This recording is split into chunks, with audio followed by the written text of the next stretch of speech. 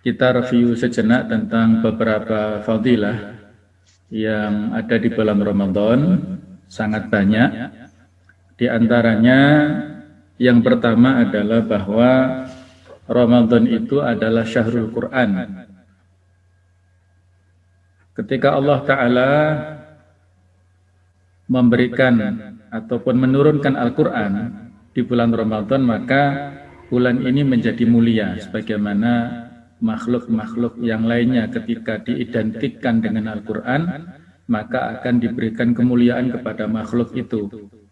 Di antara sekian banyak malaikat, yaitu malaikat Jibril yang mulia, karena beliaulah yang menurunkan Al-Quran, menyampaikan Al-Quran kepada Rasulullah SAW.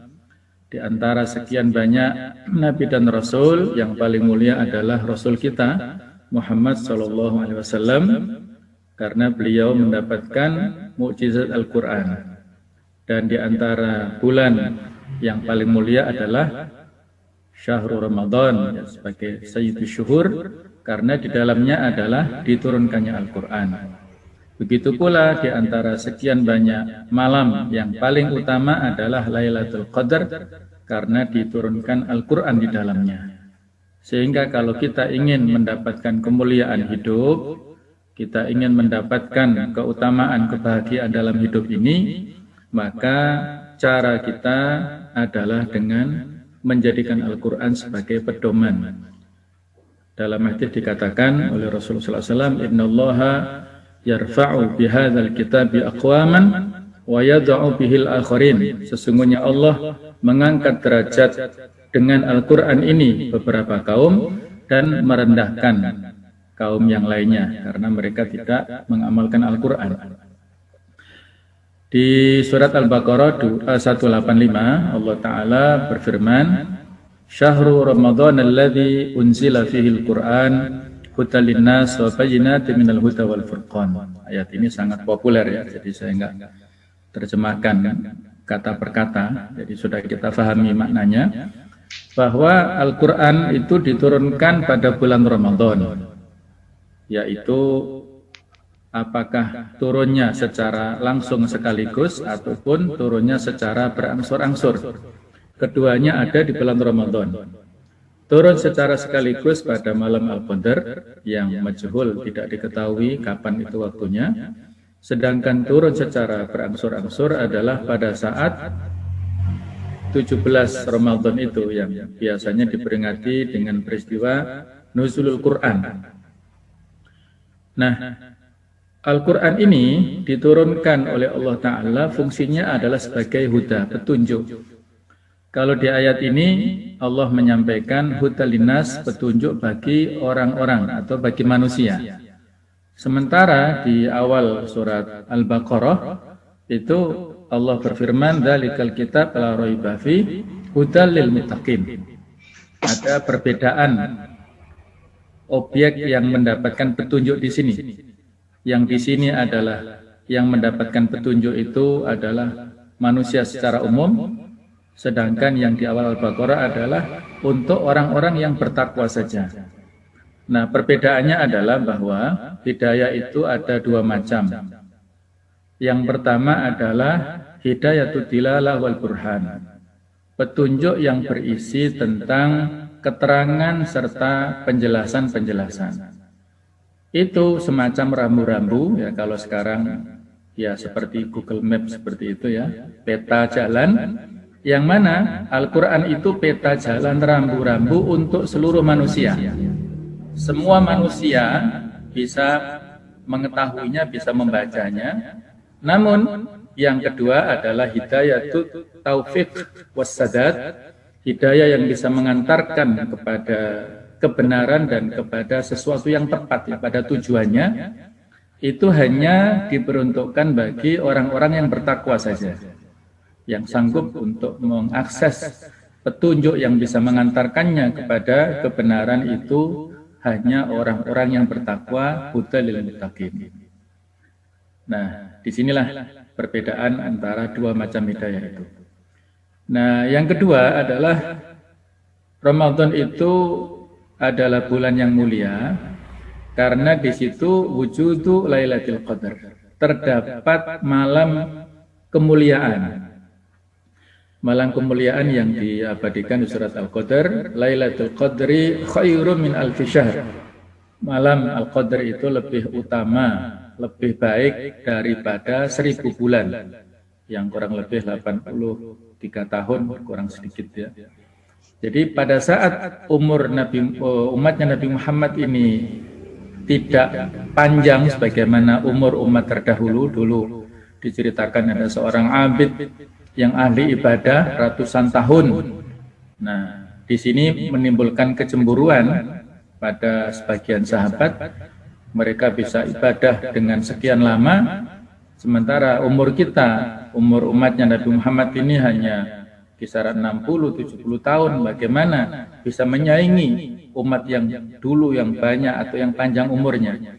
Maka diturunkanlah Al-Qadar ini sebagai sebuah tasliyah, hiburan untuk kita semuanya, bahwa walaupun usia kita relatif singkat, tetapi kalau kita bisa memanfaatkan waktu-waktu yang tepat dengan berbagai macam ibadah, tidak kalah banyak pahalanya dibandingkan dengan umat-umat sebelum kita. Yang ketiga yang menonjol dari fadilah Ramadan adalah syahrus siyam, bahwa Ramadan itu adalah bulan puasa, yang mana di hadis disebutkan man shoma ramadhana imanan wa ihtisaban ghufira lahu ma taqaddama min dzambi. Ini juga sudah populer ya, bahwa dosa-dosa yang diampuni di sini adalah dosa-dosa kecil, sementara dosa-dosa besar itu harus dibarengi dengan taubat, dengan istighfar terus-menerus kepada Allah. Nah, dulu penamaan puasa ataupun penamaan bulan itu sesuai dengan musimnya. Jadi Ramadan itu dari kata-kata rombok, yang artinya adalah panas yang membakar. Ada dua keterkaitan di sini. Keterkaitan yang pertama adalah karena pada saat dilewati bulan Ramadan ini musimnya sedang musim panas yang sangat terik, yang sangat membakar. Jadi identik dengan nama seperti itu. Kemudian makna majazi adalah bahwa Ramadan ini bermakna panas yang membakar, maksudnya membakar dosa-dosa, membakar segala macam kesalahan ini. Ghufira lahu ma taqaddama min dzambihi. Kemudian yang keempat adalah syahrus sabr. Ramadan itu adalah bulan yang identik dengan bulan kesabaran. 3 macam kesabaran itu ada implementasinya dalam ibadah di bulan Ramadan ini. Baik itu as-sabru ala ta'ah, kesabaran dalam melaksanakan segala macam ketaatan. Ya, kita di bulan Ramadan banyak sekali jenis ketaatan yang harus kita lakukan dengan kesabaran. Ataupun as-sabru indal bala, kesabaran pada saat mendapatkan cobaan. Kita tentunya saat Ramadan, terutama siang harinya, ada cobaan dari Allah dengan rasa haus, rasa lapar, maka harus kita landasi dengan kesabaran. Ataupun as-sabru indal atau as-sabru anil maksiyah, ya, kesabaran dalam menjauhi segala macam kemaksiatan. Karena puasa ini intinya adalah al-imsak. Jadi menahan. Kalau dari hal-hal yang mubah saja kita harus menahan diri, harus bisa mengendalikan, apalagi dari hal yang syubhat ataupun yang haram. Nah, jadi 3 macam kesabaran itulah yang ada di dalam jenis puasa di bulan Ramadan, terutama puasa ini, yang dengan itulah Allah memberikan janji kepada kita semuanya di surat Az-Zumar ayat 10, innama yuwaffas sabiruna ajrahum bighairi hisab. Sesungguhnya Allah akan menunaikan, akan memenuhi pahala kepada orang-orang yang sabar dengan tanpa batas. Inilah pahala puasa yang berbeda dengan ibadah-ibadah yang lainnya. Hadis yang populer itu diceritakan oleh Abu Hurairah bahwa Rasulullah SAW bersabda, kullu amal ibni Adam lahu. Seluruh amalan manusia itu miliknya, milik manusia itu. Al-hasanatu bi asyri amsalihah. Satu kebaikan itu dilipat gandakan Allah menjadi 10 kebaikan. Ila sab'i mi'ati dhi'fin, sampai 700 kali lipat. Qala Allah azza wa jalla, Allah berfirman, ini hadis qudsi, illa siyam fa innahu li wa ana ajzi bihi. Kalau amal ibadah yang lain dilipat gandakan 10 sampai 700 kali kebaikan pahala, puasa ini spesial. Fa innahu li, puasa itu adalah khusus Allah yang memberi balasannya. Artinya tanpa batas. Puasa itu khusus, tidak ada batasannya, tidak hanya 700 kali lipat, berlipat-lipat. Kenapa demikian? Innahu taraka syahwatahu wa ta'amahu min ajli. Orang yang puasa itu meninggalkan syahwatnya, meninggalkan makanannya untuk mencapai keridhaanku. Lisaimi farhatan, orang yang puasa itu punya 2 kegembiraan. Farhatun 'inda fitrihi, satu kegembiraan pada saat dia berhadapan dengan iftarnya, yaitu buka puasa itu. Wa farhatun 'inda liqa'i rabbi, dan satu kegembiraan pada saat dia bertemu dengan Allah Ta'ala. Wala khalufu fami as-sha'im atyabu indallah min rihil misk. Nah, bau aroma orang yang puasa itu lebih harum di sisi Allah daripada minyak kasturi. Hadis riwayat Bukhari Muslim. Hadis ini populer dengan berbagai macam versi riwayatnya ya. Jadi salah satu yang kita bahas di hadis itu adalah bahwa pahala yang diberikan Allah kepada orang puasa ini tidak terhingga. Ini ada beberapa tafsir dari para ahli hadis. Salah satu yang menarik bagi saya adalah pendapat dari Sufyan ibn Uyainah, salah seorang tabi'in, tentang hadis ini. Bahwa puasa itu adalah khusus Allah yang memberikan pahalanya. Beliau memberikan penjelasan begini, nanti di akhirat setiap amal-amal keburukan itu akan dihapus oleh amal-amal kebaikan.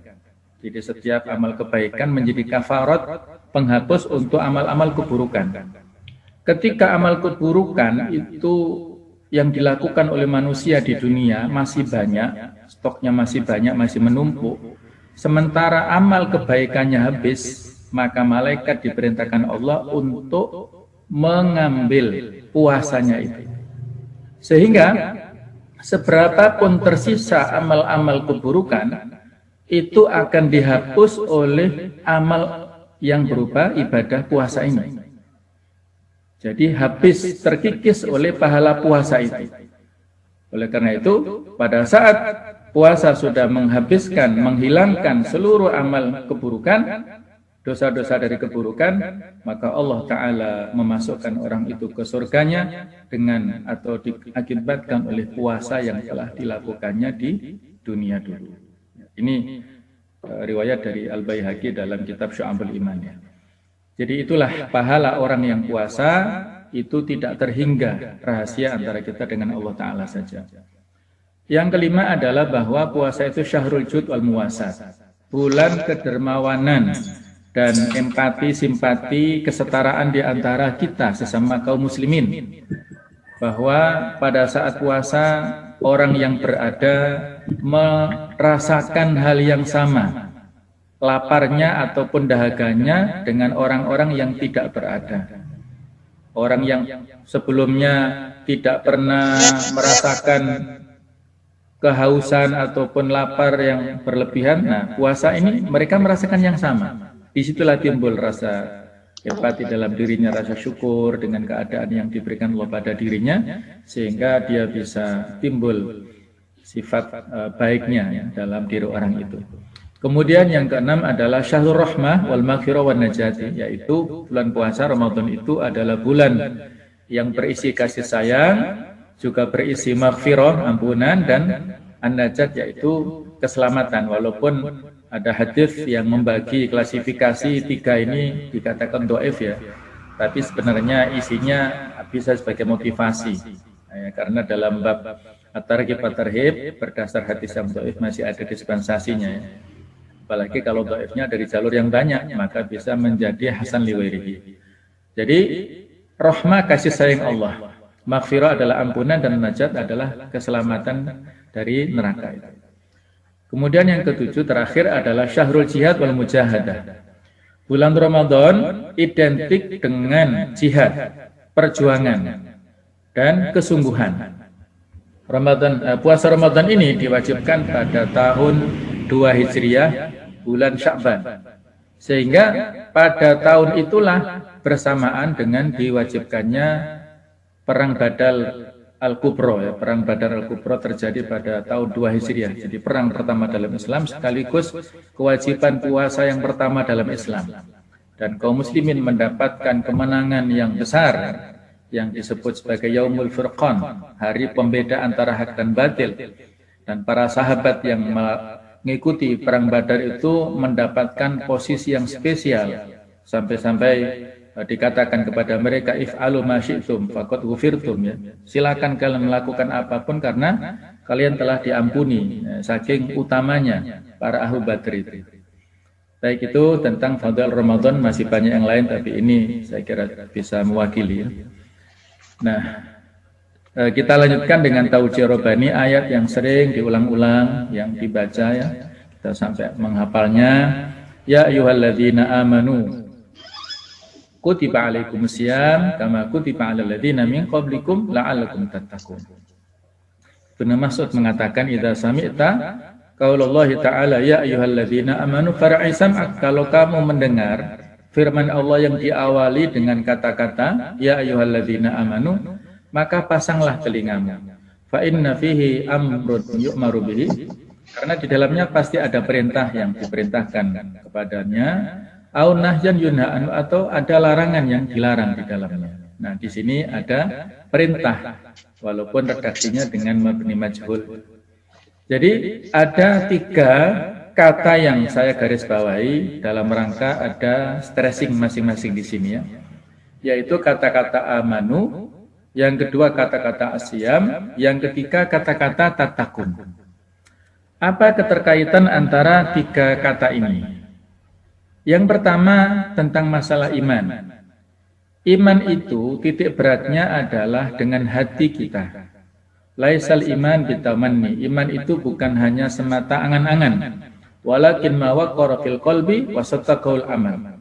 Iman itu adalah apa yang menancap dalam hati kita dan dibuktikan oleh amalnya, oleh praktek nyatanya. Jadi iman itu 3 dimensi, yang utama adalah hatinya itu. At-tasdiqu bil qalbi, yaitu mempercayai, meyakini dalam hati.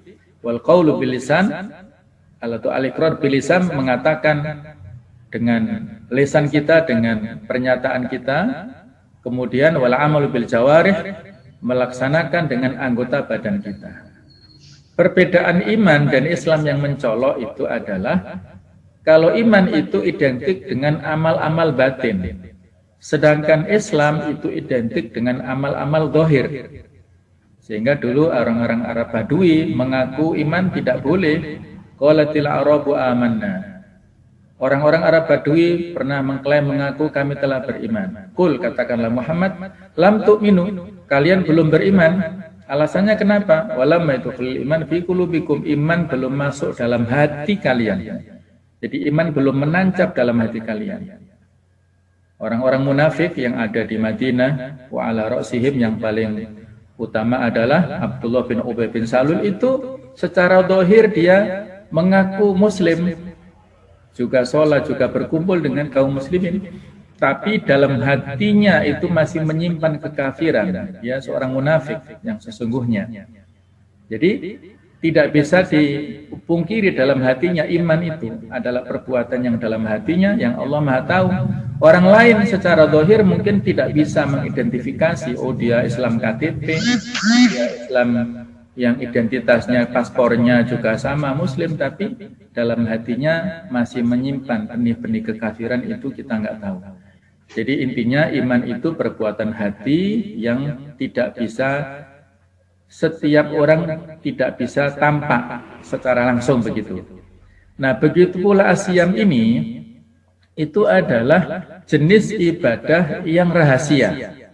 Yang kalau tidak ditampakkan itu nggak akan bisa teridentifikasi orang ini shaim ataukah tidak shaim, itu tidak bisa dibedakan. Kalau ditawari makan baru nggak mau, baru ketahuan ternyata puasa. Nah, jadi puasa ini adalah perbuatan hati yang potensi ikhlasnya sangat besar.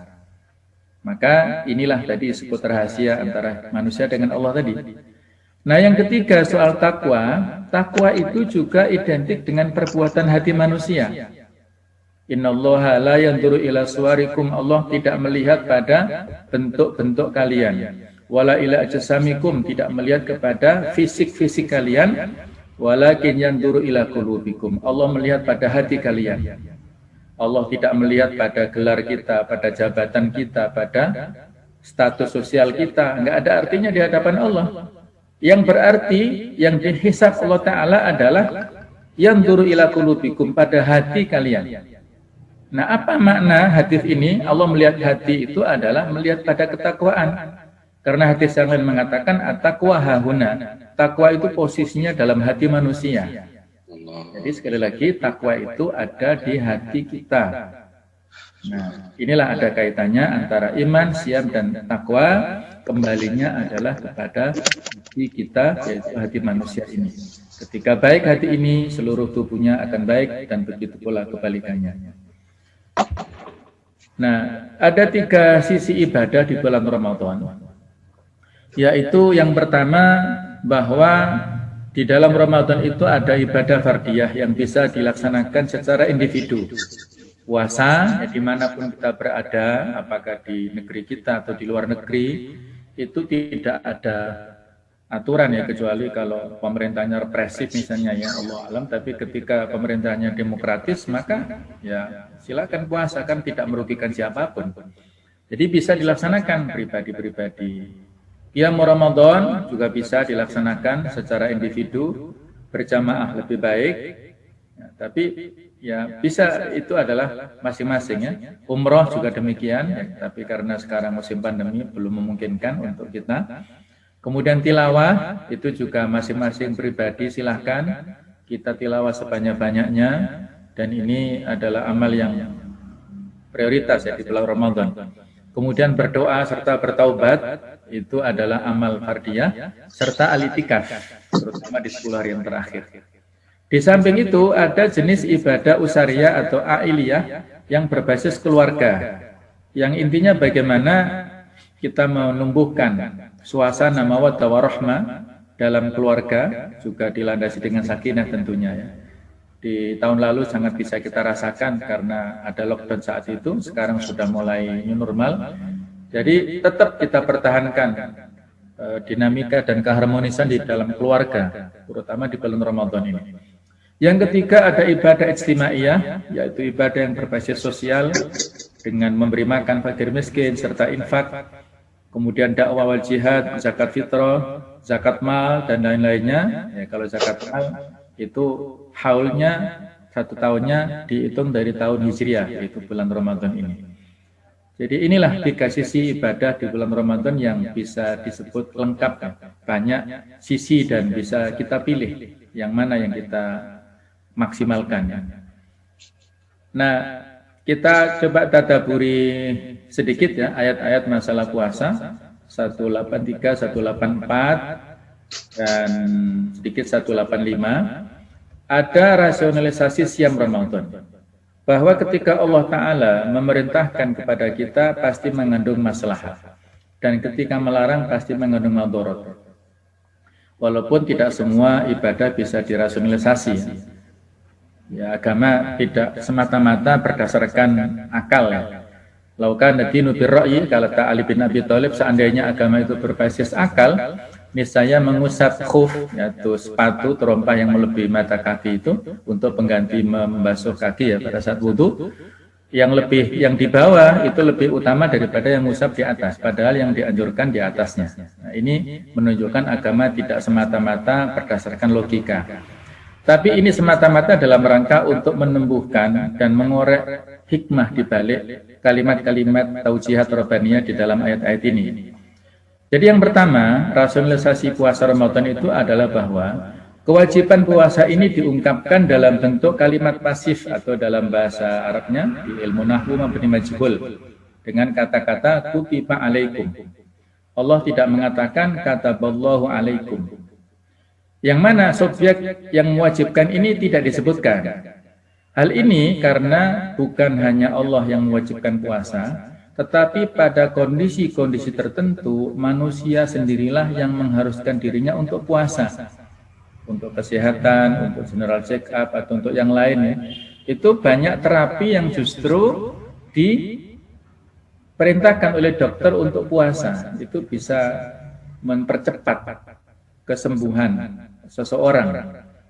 Nah, kemudian yang kedua, bahwa kewajiban puasa ini bukan hal yang baru. Karena umat sebelum kita juga telah diwajibkan puasa. Sebagaimana Allah berfirman, kama kutiba 'alal ladzina min qablikum. Sebagaimana telah diwajibkan kepada umat-umat sebelum kamu. Karena umat sebelum kita diwajibkan puasa, maka juga diwajibkan kepada kita, itu suatu hal yang logis. Umat sebelum kita misalnya Nabiullah Adam alaihissalam ketika beliau bertaubat dari kekhilafannya dengan berdoa Rabbana dzalamna anfusana wa illam taghfir lana wa tarhamna lanakunanna minal khasirin, itu beliau lanjutkan dengan puasa 3 hari pada setiap bulannya, yaitu Ayyamul Bid. Itu kita warisi dari Nabi Adam alaihissalam. Kemudian puasa Asyura itu juga biasa dilakukan oleh orang-orang Yahudi di Madinah. Kemudian pada saat Rasulullah datang, apa ini, kalian mau apa ini? Nah, mereka cerita ini adalah Nabi Musa diselamatkan Allah dari kejaran Fir'aun. Nah, kemudian Nabi mengatakan, nahnu ahakku minkum bi Musa. Kami ini lebih berhak daripada kalian tentang urusan Nabi Musa. Nah, maka beliau berpuasa pada hari Asyura. Kemudian supaya menyelisihi orang-orang Yahudi, beliau menambah tasu'anya tahun depannya, tapi ternyata beliau sudah meninggal. Nah, orang dulu, kata Imam Al-Qurtubi, itu Allah mewajibkan puasa kepada orang-orang Yahudi selama 40 hari. Orang-orang Nasrani diwajibkan puasa selama 50 hari. Walaupun ya tata caranya tidak seperti kita ya. Intinya ada kewajiban puasa untuk umat terdahulu, maka sangat logis kalau Allah mewajibkan puasa itu untuk kita. Intinya seperti itu. Yang ketiga adalah bahwa keuntungan dan hasil puasa adalah untuk diri kita sendiri, manusia ini, untuk mencapai derajat taqwa la'allakum tattaqun. Yang demikian itu karena dalam puasa manusia meredam nafsu dan mengendalikan syahwat. Posisi yang paling terhormat, inna akramakum indallahi atqakum, itu karena takwa ini. Jadi itu keuntungannya kembali ke kita. Rasionalisasi yang keempat adalah bahwa kewajiban puasa ini tidak sepanjang tahun, hanya sebentar saja, antara 29 atau 30 hari dalam 1 tahun di bulan Ramadan, yang disebut kalimatnya ayyaman ma'dudat. 11 bulan yang lain tidak ada keharusan. Maka ini sudah sangat logis kalau kita laksanakan puasa ini.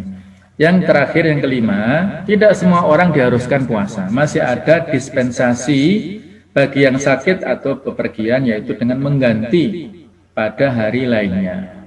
Jadi inilah logika-logika yang bisa kita cerna dengan baik ya, sehingga sangat pantas ya ketika Allah Ta'ala mewajibkan puasa ini dan kita melaksanakannya juga dengan segenap hati kita, tidak ada keterpaksaan sama sekali. Nah, berikutnya adalah tentang kaitannya dengan judul tadi ya. Saya kutip judulnya dengan Mujahadatul Ibadah fi Syahr Ramadan ini. Bahwa marotibul mujahadah, tingkatan-tingkatan mujahadah serta wasilah-wasilahnya ini ada 6 macam ini. Ada al-jihad al-mali, jihad dalam bentuk harta. Ada al-jihad at-tablighi, jihad dalam bentuk penyampaian atau dalam bidang dakwah. Ada jihad at-ta'limi, jihad dalam bentuk pengajaran, sebagai dosen, sebagai guru, sebagai murabbi, sebagai muallim. Kemudian al-jihad as-siyasi, jihad dalam bidang politik. Insyaallah kita berkiprah di dalamnya untuk menyampaikan kebenaran dan membuat kebijakan yang pro kepada masyarakat. Kemudian al-jihad al-qitali, jihad dalam bentuk peperangan. Nah, yang keenam al-jihad fi fi'lil khairat. Inilah relevansi pembahasan kita ini. Jadi jihad dalam melaksanakan berbagai macam bentuk-bentuk kebaikan, yaitu terutama ibadah.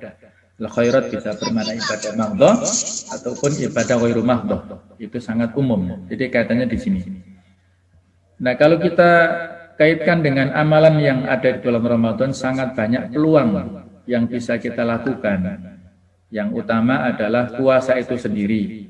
Bagaimana kita berusaha untuk meningkatkan kualitas puasa kita, bukan hanya semata-mata menahan dari sisi zahiriyah, yaitu menjauhi dari yang membatalkan puasa, makan, minum, jima, serta ada istimna ataupun ada istisqa ya, istiqa yaitu sengaja muntah.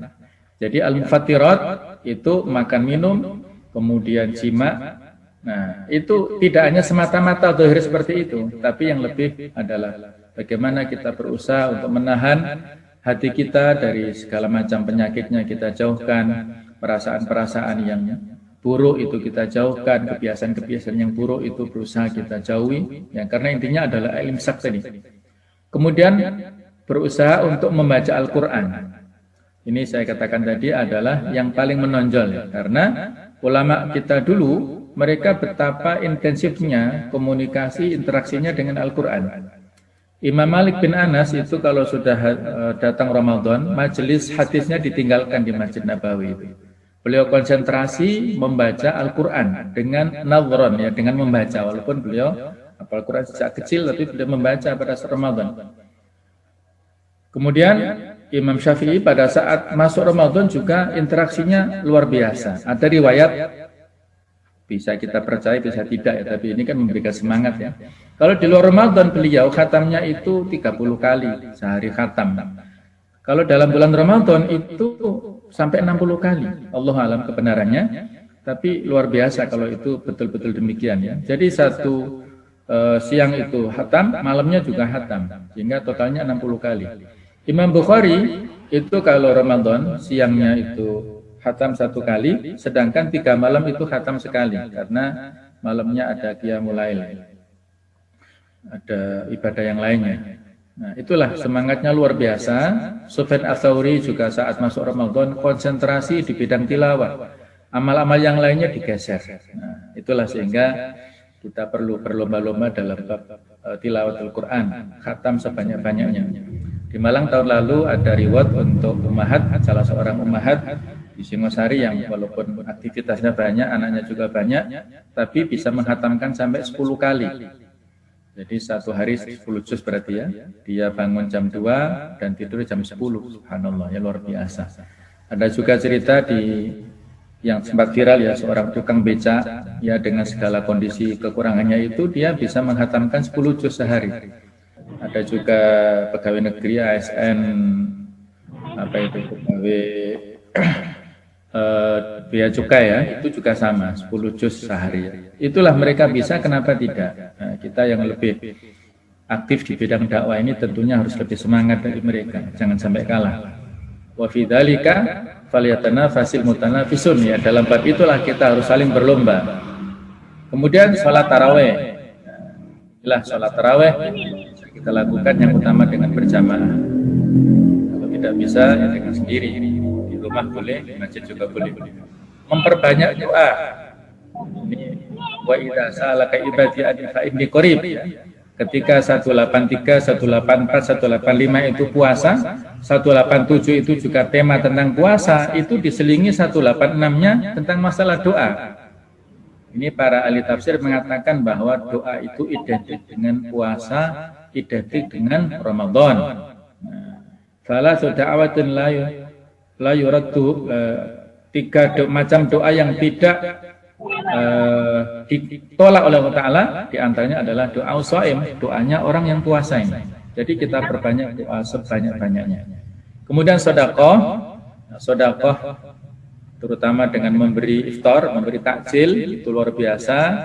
Walaupun dengan seteguk air, dengan 1 biji kurma ya, tapi itu luar biasa, bisa menyelamatkan kita dari neraka insya Allah. Yang keenam adalah umrah. Al-umratu fi Ramadan ta'dilul hajjah, umrah pada bulan Ramadan itu pahalanya sama dengan ibadah haji. Ya, tapi sekarang belum memungkinkan. Yang ketujuh, memperbanyak ibadah pada malam Al-Qadar, 10 hari yang terakhir. Kalau tidak bisa, ke malam-malam genapnya, malam ganjilnya. Kemudian paling tidak malam 27 itu. Ya inilah kita berburu malam Al-Qadar dengan memperbanyak ibadah. Yang kedelapan, itikaf. Itikaf ini rukunnya hanya 2, yaitu niat dan mulazamatul masjid, yaitu niat itikaf dan berdiam diri di masjid. Berapa lama minimalnya itu tidak ada batasannya. Ada bahkan yang ekstrim mengatakan kalau kamu punya rumah di seberang masjid terus bawa sandal melintasi masjid untuk nyebrang sana ada jalan, itu sudah dianggap itikaf kalau terpenuhi 2 rukun itu ya. Itu sangat ekstrim lah ya. Ya mungkin kalau kita sholat jamaah misalnya ya, itu kan beberapa menit, alhamdulillah itu sudah bisa dianggap itikaf kalau ada 2 rukun ini. 1 jam, 2 jam, 1 hari 1 malam, alhamdulillah 1 malam saja. Ya kalau full 10 hari, 10 malam, alhamdulillah. Kemudian yang ke-9, berdakwah dengan segala macam sarana dan asalibnya ataupun metodologinya.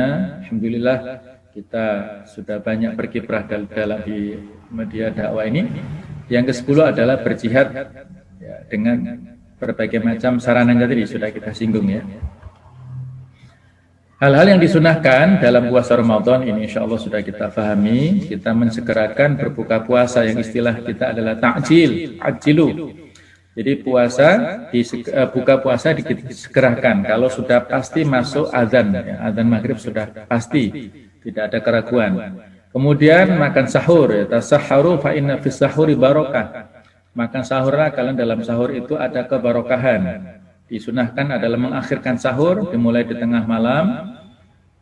Jadi waqul washrabu hatta yatabayyana lakumul khaytul aswadu minal khaytil aswad minal khaytil abyad hatta yatabayyana lakumul khaytul abyadu minal khaytil aswad minal fajr ya. Jadi makan minumlah sampai jelas benang putih dari benang hitam itu.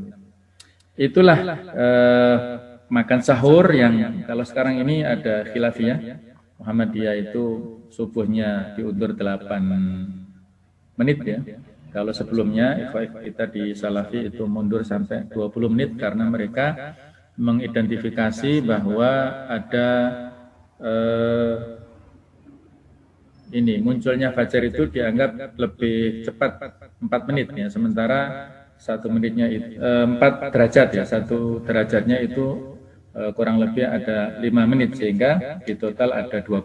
Nah, itu khilafiyah.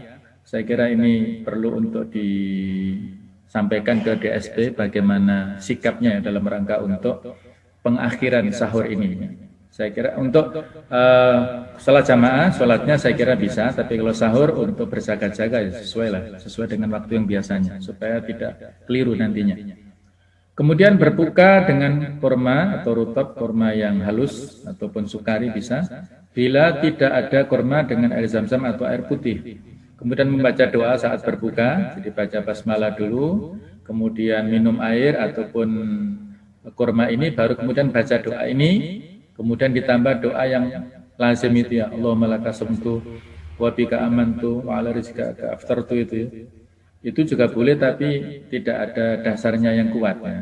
Nah, kalau ini masih ada, ini Abu Dawud dan Nasai, ini bisa kita amalkan. Baik, lanjutannya memberi makanan berbuka pada orang yang berpuasa. Yang ke-7 mandi junub sebelum terbitnya fajar bagi orang yang junub di malam hari, walaupun kalau terlambat bangun juga boleh. Yang ke-8 menekuni sholat tarawih dan witir. Yang ke-9 memperbanyak bacaan Al-Quran dengan tadabbur.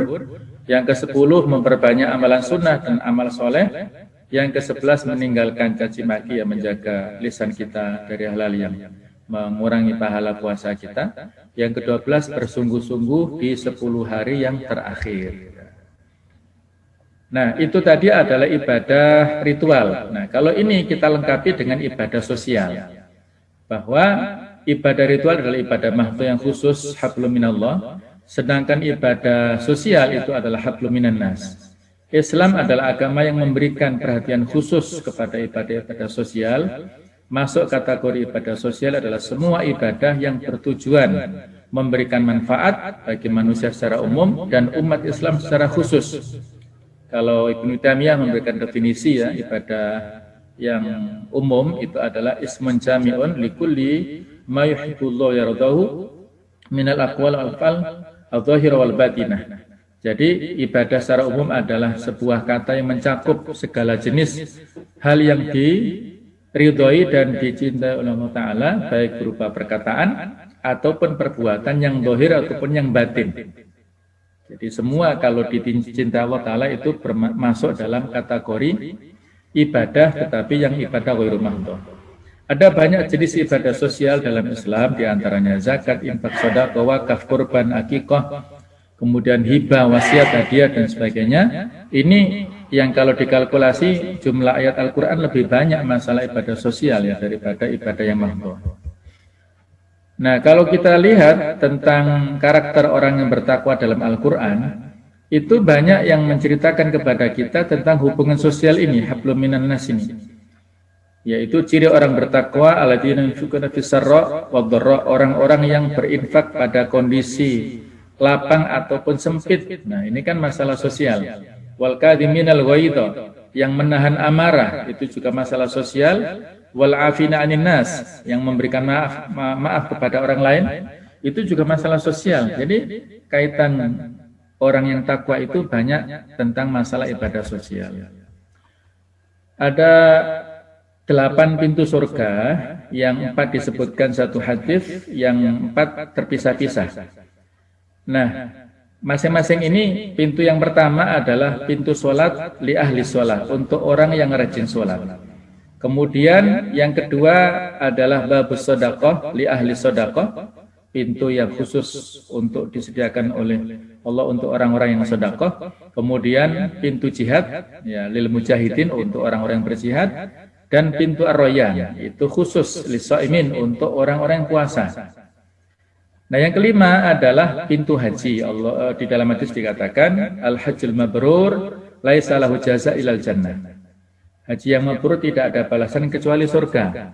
Yang keenam itu pintu yang disebut al-babul aiman, pintu sebelah kanan. Yang mana itu dikhususkan oleh Allah Ta'ala bagi orang-orang yang kalau saya sebut ya VVIP ya. Jadi orang-orang yang masuk surga tanpa hisab. Ya, khususnya lil asyra al-mubasysyirina bil jannah, 10 sahabat yang diberikan jaminan masuk surga tanpa hisab itu. Kemudian ada sahabat-sahabat yang lainnya, Bilal itu pernah terdengar terompahnya di surga, berarti kan orangnya masuk terompahnya doa ya. Kemudian ada lagi Thabit bin Qais ya, yang seolah-olah dia merasa ditegur di surat Al-Hujurat, ya, ternyata bukan dia. Ya, dia juga diberikan janji masuk surga. Orang yang tidak pernah hasad, tidak pernah dengki, tidak pernah benci, ya, memberikan maaf, itu juga termasuk ahlul jannah. Jadi banyak. Nah, kemudian yang 7 ini kaitannya dengan Ali Imran 134 tadi, yaitu pintu yang khusus untuk orang-orang menahan amarah serta memberikan maaf kepada orang lain. Ini masalah hablum minan nas ya. Juga yang ke-8 ini beberapa riwayat disebut babu dzikri atau babu ridha ataupun babul ilm ya, berbeda-beda ini. Jadi dari 8 pintu ini ternyata banyak masalah hablum minan nasnya. Abu Bakar pernah bertanya, Rasulullah, adakah orang yang bisa masuk dari pintu-pintu ini semuanya? Kata Rasulullah ada, dan aku berharap kamu masuk Abu Bakar. Nah, jadi Abu Bakar sudah dapat berita gembira itu.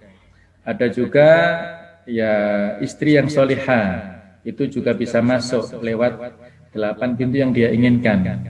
Ada hadis yang mengatakan idza sholatil mar'ah khamsaha, kalau wanita istri solihah itu sholat 5 waktu, wa shoma syahraha, dia puasa Ramadan, wa hafizat farjaha, dia menjaga kehormatannya, wa ata'a zaujaha, dia taat kepada suaminya.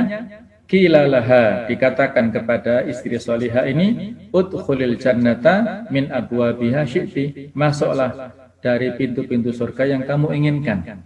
Jadi wanita istri solihah itu mudah masuk surganya ya, yaitu asalkan melakukan 4 hal itu. Yang utama adalah ridho suaminya. Ayyuma imra'atin matat wa zawjuha radin anha takhulatil jannah. Setiap wanita yang meninggal kemudian suaminya itu ridho kepadanya, maka wanita itu masuk surga. Jadi itu sudah ada sarananya atau wasilah yang jelas bagi wanita solihah dengan taat pada suaminya. Ya, adapun kita para suami ini harus berjuang sendiri untuk masuk surga ya.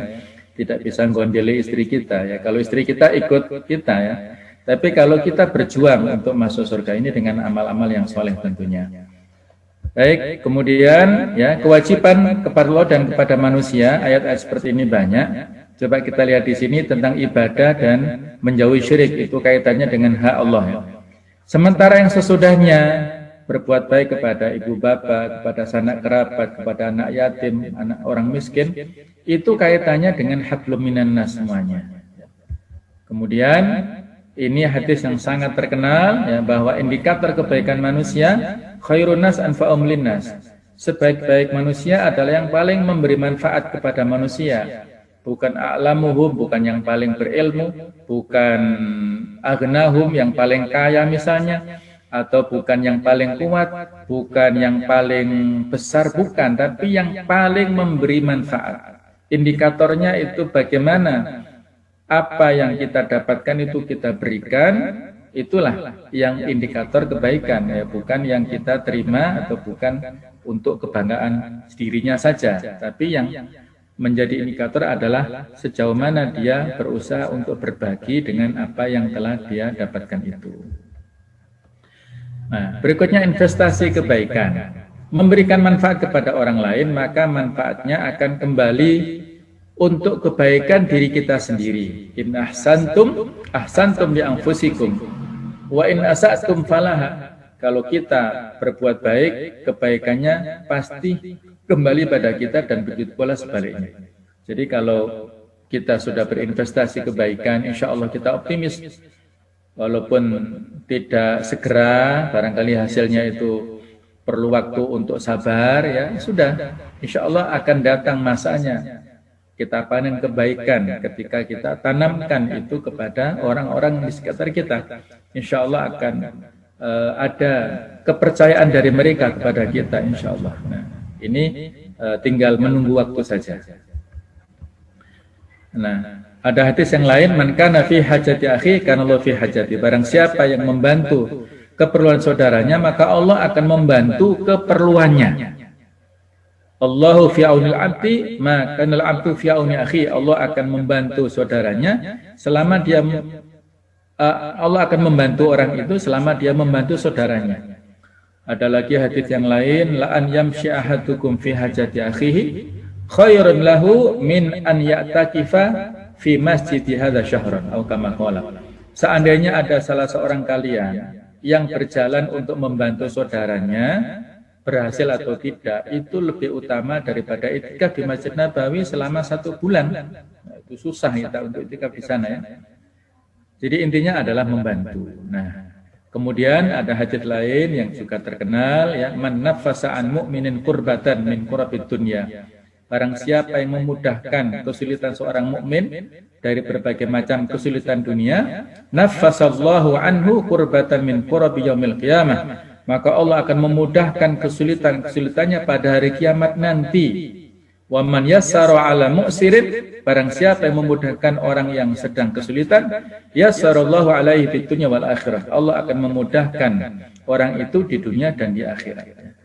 Saya kira kalau hadis ini menjadi syiar para pejabat kita ya, para pejabat publik yang mengemban amanah jabatan, penguasa, eksekutif ataupun legislatif atau yang lainnya ya, mereka menggunakan hadis ini sebagai paradigma berpikir, insya Allah beres ya, dan akan mendapatkan keberkahan kan, memudahkan ya. Jadi kalau bisa dipersulit, kenapa dipermudah kan ya?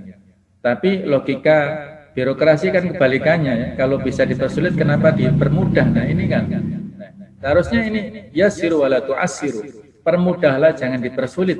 Basyiru wala tunafiru, berilah berita gembira jangan ditakut-takuti. Nah inilah logika dan kaidah-kaidah dalam Islam yang harus kita jadikan sebagai rujukan lah. Nah ini yang sebelum slide terakhir ya, tentang mengoptimalkan ibadah bulan Ramadan dengan 14 poin di sini, yang ini 8. meyakini kebenaran tentang keutamaan Ramadan yang sudah kita sebutkan di atas. Kita yakini dan kita raih dengan semaksimal mungkin. Yang kedua, mempersiapkan infak dan potensi untuk ibadah di bulan Ramadan. Ya. Kalau infak adalah finansial, kalau ibadah di sini tentunya fisik. Yang ketiga, membuat target-target ibadah Ramadan yang jelas. Ya, insya Allah di BK sudah ada target-target seperti itu, maka ya perlu ya untuk kita maksimalkan. Yang keempat, ada jadwal rutin sehari-hari untuk ibadah. Nah, jadi ada target-target dan ada jadwal rutin. Yang kelima, disiplin dengan jadwal itu, tidak menunda-nunda.